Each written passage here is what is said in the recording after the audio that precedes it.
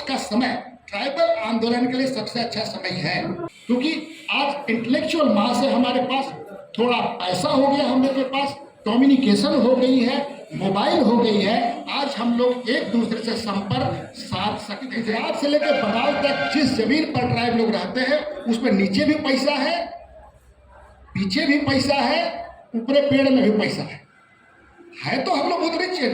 तो मैंने समझ गया कि हमारे साथ तकलीफ होगा, डिस्प्लेसमेंट होगा, क्योंकि हम खजाना पे बैठे।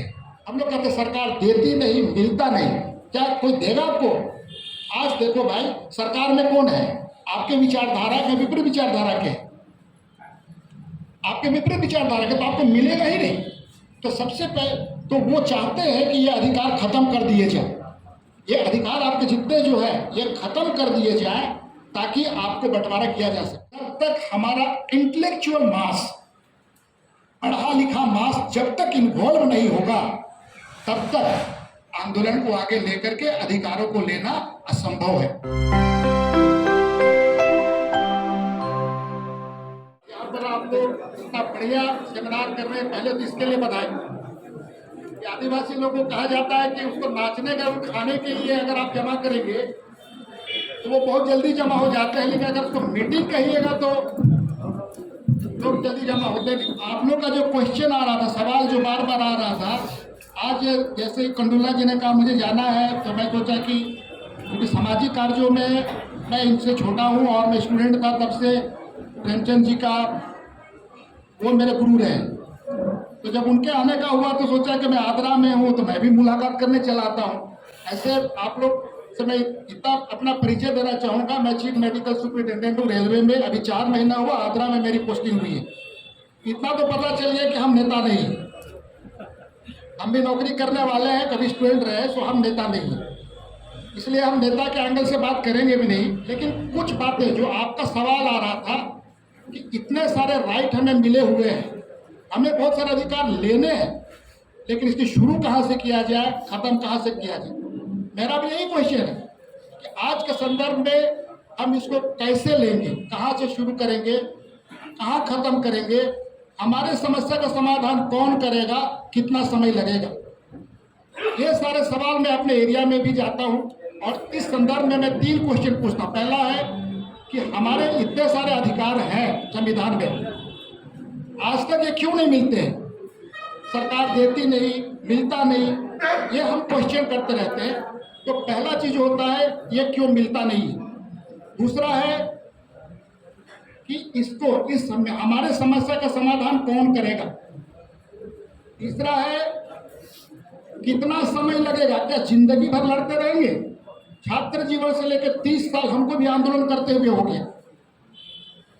आदिवासी आंदोलन कब खत्म होगा, कितना समय लगेगा और कहां से शुरू करेंगे, कहां खत्म करेंगे? बार बार क्वेश्चन आ रहा था, शुरू क्या करेंगे, क्या करेंगे, क्या करेंगे? नेता को देख लिए, पार्टी को देख लिए, करें तो क्या करें? दिस इज द, यही सवाल आ रहा था ना मन में। मैं उसी को थोड़ा जल्दी जल्दी कवर कर दूंगा। तो मैं थोड़ा सा ये आपको कवर करना चाहता हूँ कि देखिए, हम भारत में जो है हम मानते हैं कि हम आदिवासियों का देश है, लेकिन बाद में आर्य आए, बाद में तुर्क आए, वो अपने साथ जमीन और औरत लेके नहीं आए थे। तो आज भी वही लड़ाई है, जमीन और औरत का झगड़ा है ना। जितना भी लोग, आज भी हमारा रेशियल लड़ाई खत्म नहीं हुआ, लेकिन कालांतर में जो जैसे आंदोलन हुआ, हमारा जो आंदोलन चला जिसमें सिद्धू कानू का आंदोलन चला, बिरसा मुंडा का, इससे हमारी पहचान बनी। पहचान बनने के बाद में अंग्रेजों ने भी हमारे शेड्यूल डिस्ट्रिक्ट एक्ट बना करके 1884 में हमको पहचान दिया।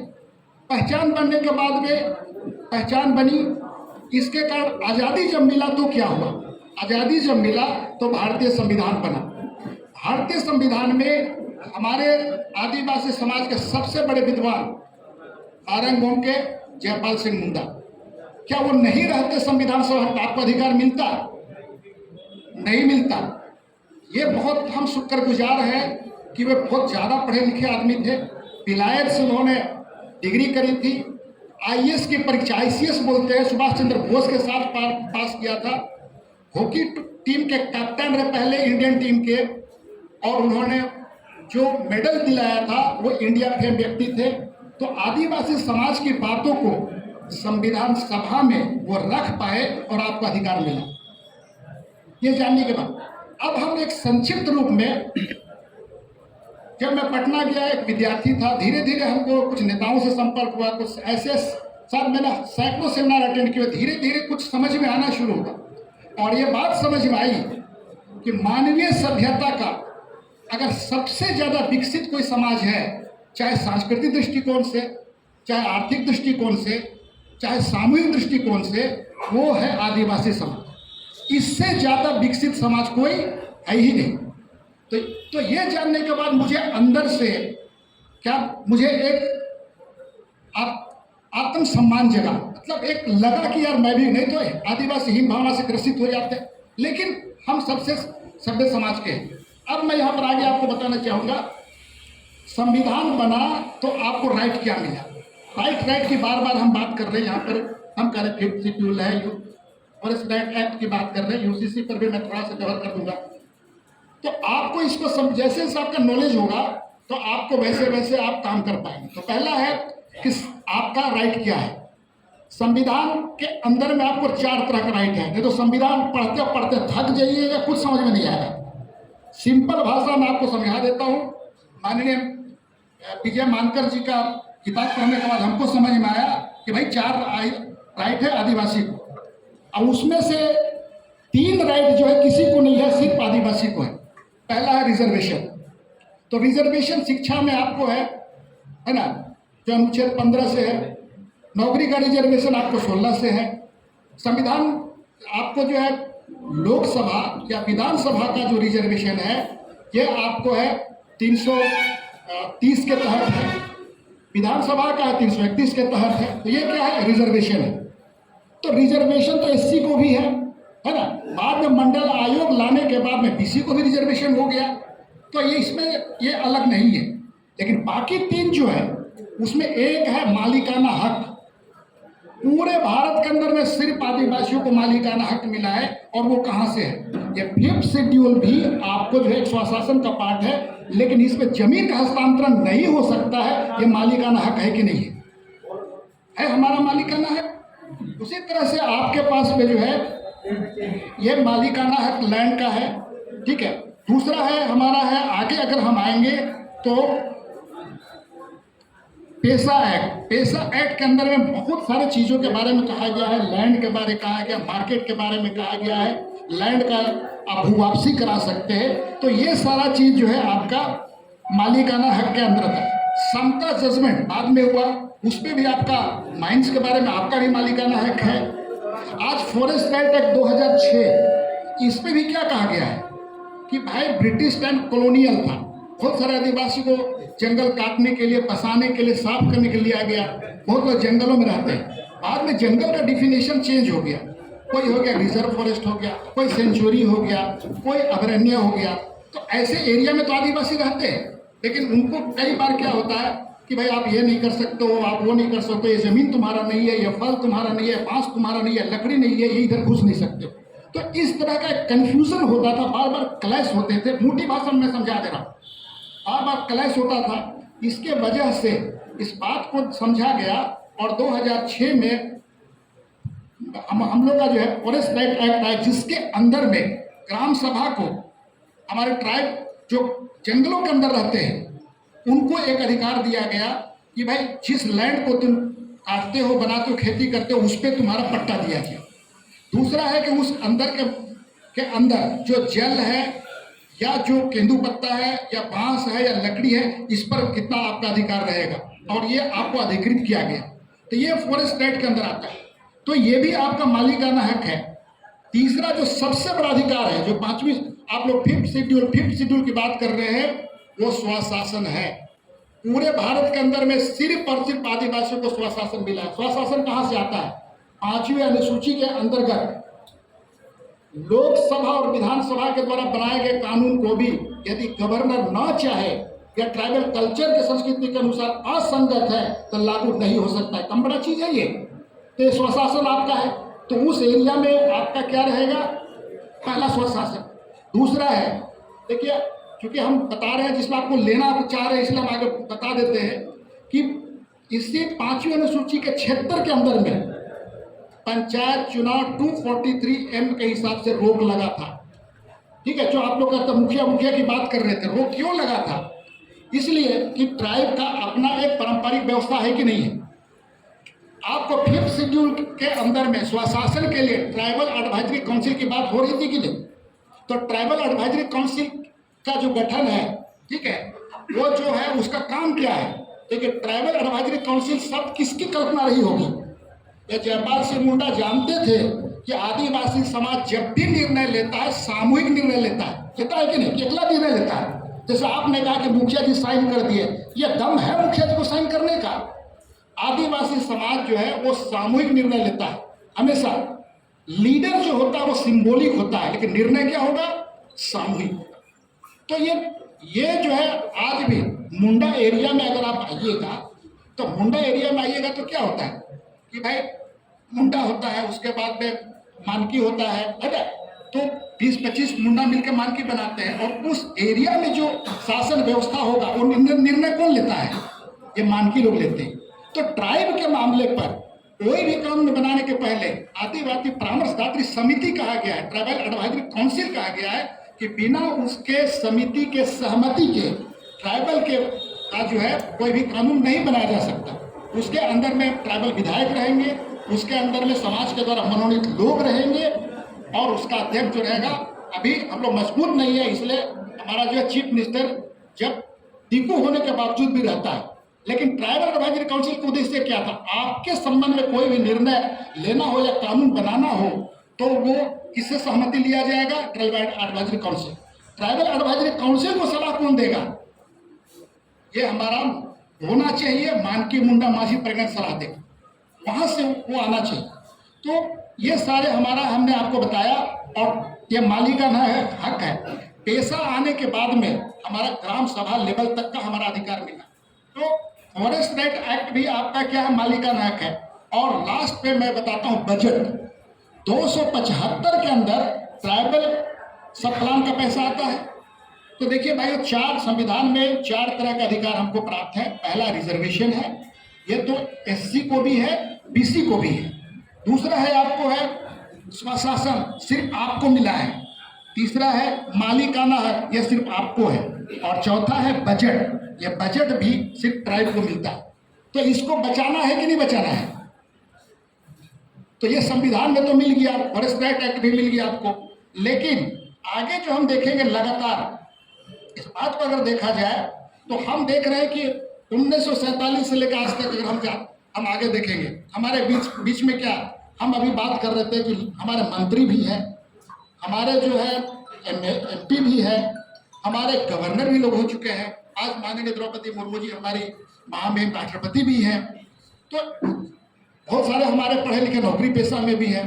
साथ ही साथ हम लोग देखते हैं कि झारखंड जैसे प्रदेश में हमारा अपना, जिसको हम कह सकते हैं कि ट्राइबल पार्टी कह सकते हैं, है ना, कि भाई झारखंड मुक्ति मोर्चा इतने लंबे समय तक झारखंड में रहा। उसके पहले आरसू का आंदोलन भी हुआ, जिसमें नरेश भाई भी आरसू में बहुत सक्रिय रहे थे, हम लोग जिसमें बच्चा थे। तो इन तमाम के आंदोलन के कारण या आज जो इतनी लंबी, हमारे माननीय शिबू सोरेन जी ने लंबा इसको आंदोलन को चलाया, तो ट्राइब का बहुत तक हित बचा। लेकिन आज हमको लगता है इतने वर्षों के बाद में कि भाई इतने सारे पदों में, इतने मंत्री, MP, गवर्नर, महामहिम राष्ट्रपति, इतना सारा चीज होने के बावजूद भी हम ट्राइब लोग अपने आप को असुरक्षित महसूस करते हैं ना। आज भी अंदर से डर लगता है ना कि भाई कुछ तो गड़बड़ है, पूरी तरह से हम आज़ाद नहीं है, या हमारा सारा अधिकार हमको मिल नहीं रहा, ये हम महसूस करते हैं। तो आगे सवाल होता है कि ये भय जो है ये हमारे बीच में हो रहा। तो अब होता है, आगे हम बात करना चाहेंगे कि इसको कैसे समाधान होगा। ये सारे राइट पर मैं बहुत डिटेल नहीं जा रहा हूँ, क्योंकि मेरा इंटेंशन जो है, धीरे धीरे मैं पटना में जब मैं छात्र नेता रहा तो मैंने कुछ समझा, आंदोलन के तरीके को समझा, आंदोलन का स्टेप्स होता है। आगे जब मैं नेतहत आंदोलन फील्ड फायरिंग रेंज में गाँव जब मुझे जाने को मौका मिला, बिना नेता को उस आंदोलन को 30 ईयर से हम लोग लड़ रहे हैं और आज भी उसको रोके हुए हैं।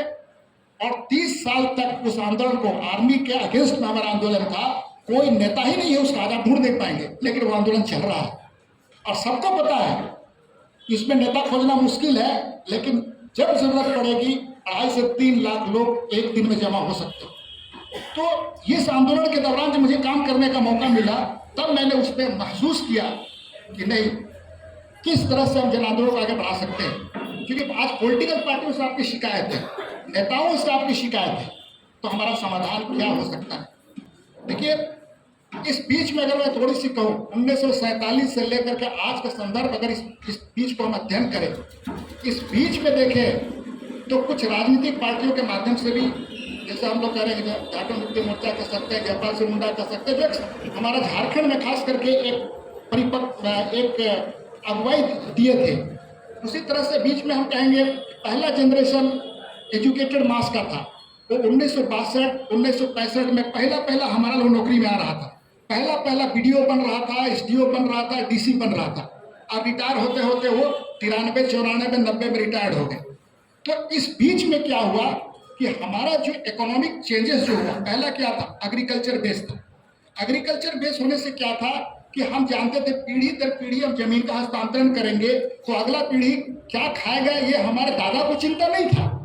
उसको चिंता था कि खेती बाड़ी तो है ही, लेकिन सडनली जो है ये आप 70 और 60 के दशक में नौकरी वाला चक्कर आ गया। अब हम लोग को अब सच बात में पैसे की इतनी जरूरत होने लगी कि जमीन को छोड़ करके लोग या तो नौकरियों में, छोटा बड़ा प्यून चपरासी से लेकर डीसी तक का नौकरी में हम लोग इतना तेजी से भागने लगे। और नौकरी में, और हम आपको बता दे रहे, नौकरी वाला से ज्यादा डरपोक कोई होता ही नहीं है। उसको लगता है कि स्टेज से कुछ भाषण दे देंगे और रिकॉर्ड हो जाएगा तो हमारा नौकरी चला जाएगा। इस कारण से क्या होता है कि एक बहुत बड़ा तबका हमारा जो नौकरी में से निकला। मैं आज यहाँ पर हमारे जो मिन साहब नहीं पहुंचे, तो उनके बारे में ये मैं कहूँगा कि वो एक बहुत बड़े चीफ कंजर्वेटिव ऑफिसर थे। उन्होंने बहुत करीब से देखा होगा आदिवासियों का रहन सहन को, और उन्होंने वकालत करी, और वकालत करने के बाद पेशा में वो अपने से वकालत कर रहे हैं। तो ऐसे कई रिटायर्ड लोगों के मन में ये भावना आती है कि हम भी समाज के लिए कुछ करें। ऐसे बहुत सारे पढ़े लिखे लोगों के मन में आता है, लेकिन कुछ लोग जो है बिल्कुल मशगूल है।